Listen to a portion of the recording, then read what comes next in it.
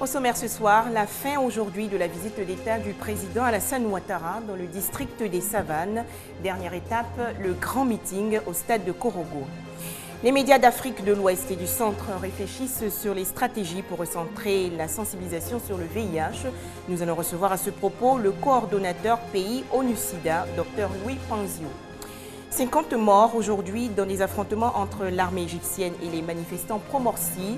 L'Union européenne appelle toutes les parties à éviter l'escalade de la violence. Bonsoir à tous, vous suivez le dernier journal sur RTI 2, bienvenue.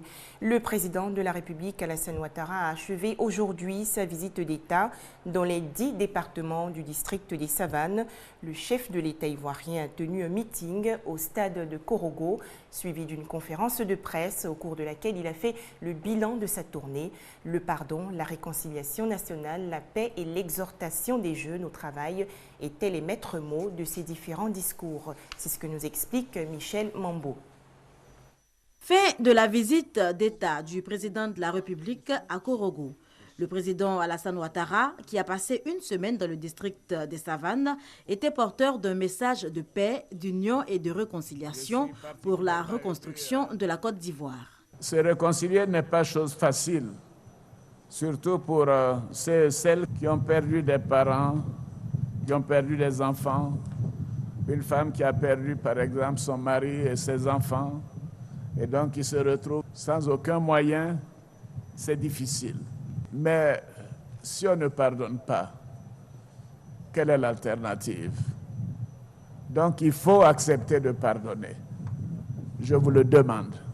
Après avoir communié avec les populations de Korogo, Bengue, Ouangolo, Sinematiali, Bundiali, Ferkesedougou et Dikodougou, le président de la République met un terme à sa tournée tout en laissant une note d'espoir à ses hôtes. Les travaux des routes Bundiali-Tengrela et Bundiali-Odjene, qui sont des projets vieux de plus de 20 ans, ont démarré et seront achevés avant la fin de mon premier mandat, je vous le promets.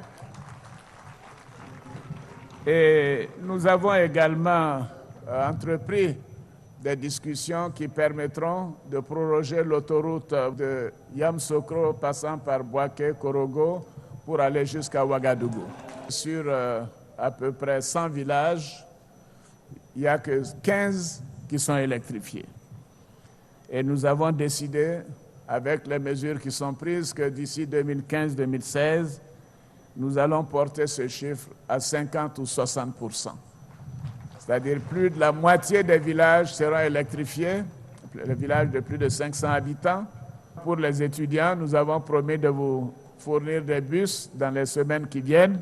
En attendant la réalisation de ces chantiers annoncés, le chef de l'État a offert 47 véhicules de commandement au corps préfectoral, 3 ambulances et des engins de salubrité au district. La première dame, Dominique Ouattara, a également fait parler son cœur en faveur des populations du district des Savanes au cours de cette visite d'État. Voilà donc pour l'essentiel de la visite d'État du président de la République Alassane Ouattara dans le district des Savanes. Les médias et leur rôle dans la lutte contre le sida en Afrique de l'Ouest et du Centre, des journalistes, responsables de presse et experts en communication réfléchissent à Abidjan sur les stratégies pour recentrer la sensibilisation sur le VIH. Des travaux initiés par le réseau des médias africains contre le sida, la tuberculose et le paludisme, en partenariat avec le bureau régional ONU-SIDA pour l'Afrique de l'Ouest et du Centre. Explications et détails, Ami Kanga. L'implication des médias dans la lutte contre le VIH-Sida, une contre-offensive efficace pour réduire la stigmatisation et l'infection des femmes et des enfants. Depuis 2011, plus de 23 millions de personnes vivent avec le VIH-Sida. Pour une prévention adéquate, une prise en charge efficiente et une lutte efficace contre la stigmatisation en Afrique de l'Ouest et du Centre, une soixantaine de personnes de 25 pays, des journalistes du REMA-STP notamment, participent à un forum régional sur le VIH-Sida. Aujourd'hui, en tant que journaliste, je crois que nous avons la lourde tâche de sensibiliser les populations sur le VIH-Sida, qui est une maladie qu'on peut éviter. On peut éviter si on a les formations qu'il faut. Dans les textes, il est bien écrit que le ministère de la Communication a la charge de divulguer toutes les informations relatives à la question du VIH en Côte d'Ivoire. Donc, dans ce cadre-là, elle accompagne le ministère de la Santé et de la lutte contre le sida dans toutes les activités de prévention et de lutte contre le sida. Plusieurs personnes infectées ignorent encore leur sérologie et les femmes et les jeunes filles restent une cible privilégiée. La sensibilisation et l'éducation demeurent donc des moyens efficaces de lutte. L'Afrique subsaharienne reste la zone la plus touchée par le VIH-Sida, même si elle connaît un déclin des infections. Le rôle des médias est donc déterminant dans la lutte contre la pandémie afin d'améliorer la riposte.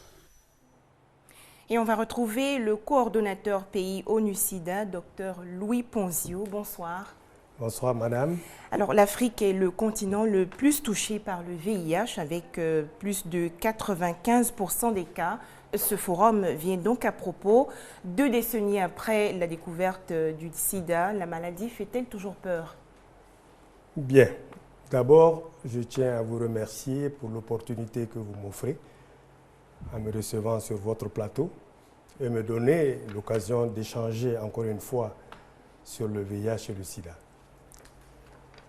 Depuis le dernier rapport de l'ONU-SIDA, ce rapport qui est sorti en décembre dernier, ce rapport nous a montré qu'il y a eu beaucoup d'efforts qui ont été faits en matière de prévention, de prise en charge et surtout de mobilisation de ressources. Oui. En termes, par exemple, de nouvelles infections, on a eu une diminution drastique du taux d'infection à travers le monde.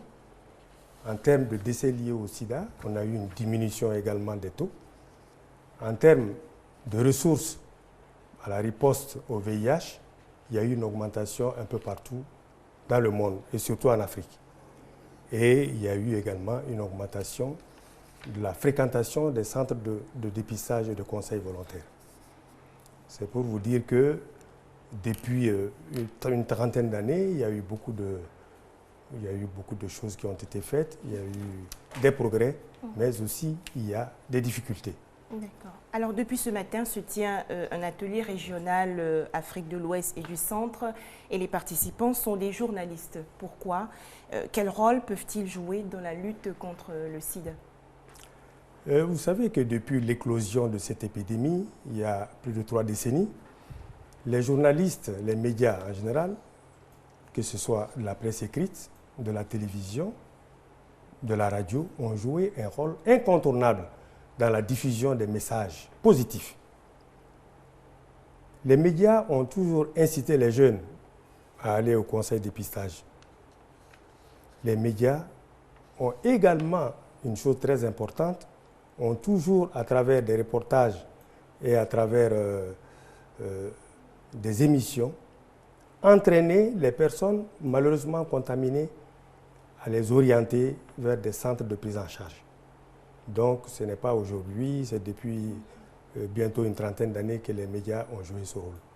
Et cette réunion, cette grande réunion de l'Afrique de l'Ouest et du Centre que nous vivons actuellement se passe à un moment où on voudrait renforcer davantage les actions des journalistes dans cette prévention.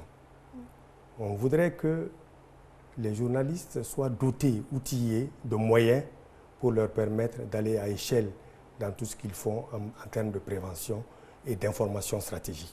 Justement, parlons des problèmes rencontrés par ces médias-là. Est-ce qu'ils ont des difficultés dans la sensibilisation? Dans la sensibilisation, ils ont eu des difficultés. Lesquelles? Encore, il y a des difficultés qu'ils continuent de rencontrer. Par exemple, le fait de ne pas avoir accès au bon message. Parce que ce dont nous voulons, c'est que les journalistes soient dotés d'informations positives, qu'ils puissent véhiculer des messages positifs. Et souvent, ils ne sont pas dans ces conditions. Alors maintenant, avec tous les acteurs dans la lutte contre le sida, nous voudrons vraiment renforcer ces journalistes pour qu'ils soient dans ces conditions de travail. D'accord. Dernière question, docteur Ponzio. Peut-on espérer que le taux du VIH régresse en Afrique dans quelques années? Oui, ça a commencé, madame. Ça a même commencé. J'ai parlé de ce dernier rapport qui a montré qu'il y a eu une chute vraiment de tous ces chiffres en termes de nouvelles infections, en termes de décès, parce que nous avons les gouvernements qui se sont beaucoup impliqués dans la gestion de la maladie. Il y a eu les partenaires au développement qui se sont impliqués. Vous avez également le Fonds mondial qui a été d'un apport extraordinaire ici en Côte d'Ivoire, le PEPFAR, qui intervient beaucoup dans cette lutte. Donc, il y a les communautés aussi qui sont impliquées et la lutte marche et dans quelques temps, on pense pouvoir aller vers la fin de l'épidémie. Merci à vous, docteur Ponzio, d'avoir répondu ce soir à nos questions. Merci, madame, c'est moi. Au revoir. Le Ramadan 2013 va débuter vers le 9 juillet prochain, selon le calendrier lunaire islamique. Pendant 30 jours, les fidèles musulmans adultes ne doivent pas boire, manger et entretenir des relations sexuelles de l'aube au coucher du soleil. Conséquence surtout de ces changements d'habitudes alimentaires, la quantité de nourriture et même les horaires des tenanciers de restaurants et autres maquis sont révisés. Laetitia Manglé. Plus que quelques heures pour que les fidèles musulmans entrent de plein pied dans le mois de Ramadan, jeunes musulmans. Certains commerçants redoutent ce moment. Germaine, restauratrice à Tekoubé, appréhende déjà les jours à venir. En période de jeûne, son commerce tourne au ralenti. Quand le mois de carême arrive, vraiment le marché est très lent. Notre activité, tout s'arrête. Les clients ne viennent plus, on dirait que tout le monde est en carême. Réduire les quantités de plats à vendre, une solution partagée par Assietou, elle aussi restauratrice. Ce qu'on ne peut pas d'habitude, on essaie de réduire pendant le mois de Ramadan parce qu'il n'y a pas assez de clients. Les tenanciers de kiosques à café et autres vendeurs de sandwichs choisissent, eux, de jouer sur les horaires d'ouverture et de fermeture. Comme c'est carême-là, nous, on n'ouvre pas dans la journée. 16h, on ouvre jusqu'à minuit. On va à 4h jusqu'à 5h. On arrête à 5h. La journée, là, ça ne mange pas. Pendant les mois de carême, je me réveille à 3h du matin pour vendre le pain. Parce qu'il y a certaines personnes qui viennent acheter le pain matin. Bon, aux environs de 5h, on rentre. 30 jours d'intenses prières pour les fidèles musulmans. 30 jours aussi de baisse de revenus financiers pour certains commerçants. Il va falloir faire avec, moment de jeûne oblige. Nous allons justement contacter notre reporter Grace Kando depuis la mosquée de la Riviera Golf. Bonsoir Grace. Bonsoir Juliette. Julia. Alors, les imams sont réunis pour observer le croissant lunaire et décréter le début du Ramadan. A-t-on maintenant aperçu la lune? Non, jusque-là, la lune n'a pas encore été observée. Les imams sont en concertation. Oui. Et là, nous sommes en compagnie de l'imam Sekousina, porte-parole du Codine, qui va maintenant vous donner de plus amples informations. Alors, imam, bonsoir. Bonsoir, madame. Supposons que jusqu'à minuit, le croissant lunaire n'apparaisse pas. Que va-t-il se passer? Que vont décider les imams quant au début du jeûne? Eh bien, comme vous l'avez dit, si nous n'avons pas la lune du tout en Côte d'Ivoire, ce qui veut dire que les imams décideront certainement que le jeûne commencera en Côte d'Ivoire le mercredi. Mais dans le cas où on l'observe, c'est ça le mardi. Donc c'est pour cela que nous demandons aux fidèles de rester à l'écoute. Oui. Jusqu'autour de 22h par là, nous aurons l'occasion de pouvoir donner la dernière session des imams, Inch'Allah. Merci beaucoup, imam. Merci à vous également, Grace Kando. C'est moi qui vous remercie. Plus de 50 morts aujourd'hui au Caire dans des affrontements entre l'armée égyptienne et des manifestants pro-Morsi.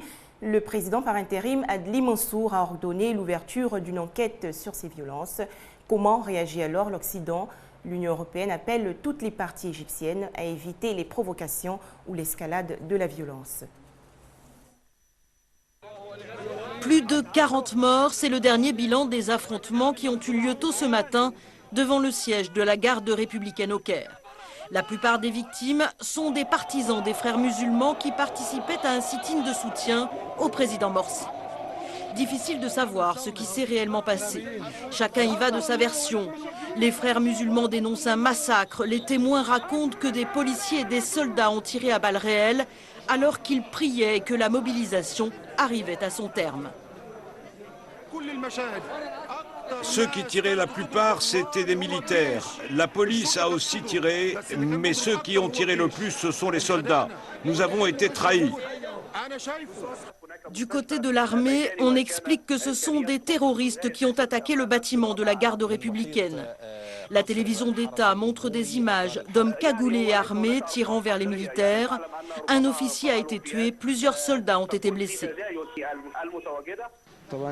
On assurait la sécurité là-bas. Ils ont commencé à nous tirer dessus et à nous lancer des cocktails Molotov et des briques. Beaucoup de mes collègues ont été blessés. La preuve, nous sommes tous ici à l'hôpital.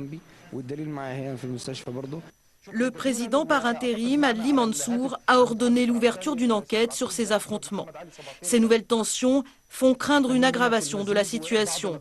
D'autant qu'après les violences de ce matin, le Parti de la liberté et de la justice, bras politique des frères musulmans, a appelé au soulèvement.